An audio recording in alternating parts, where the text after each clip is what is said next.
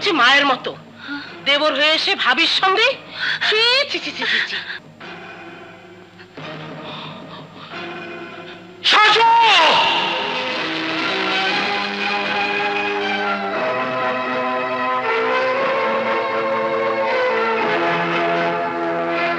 কি হয়েছে ভাইয়া?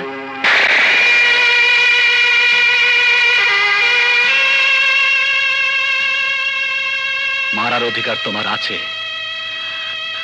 কারণ তুমি আমার বড় ভাই, পিতার সমান।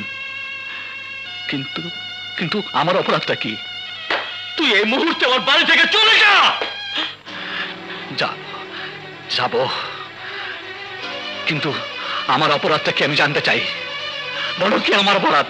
সাজু, সাজু, তুই আমার সামনে থেকে চলে যা, নয় অনেক বড় অঘটন ঘটে যাবে।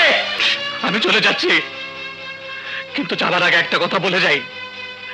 যাদের কথায় তুমি আমার গায়ে হাত তুলেছ, আমাকে তাড়িয়ে দিচ্ছ, মনে রেখো তারা মানুষ নয়, পশু। ওরা তোমার এই সুখের সংসার জ্বালিয়ে পুড়িয়ে ছারখার করে দেবে, ছারখার করে দেবে, ছারখার করে দেবে। Get out, I say!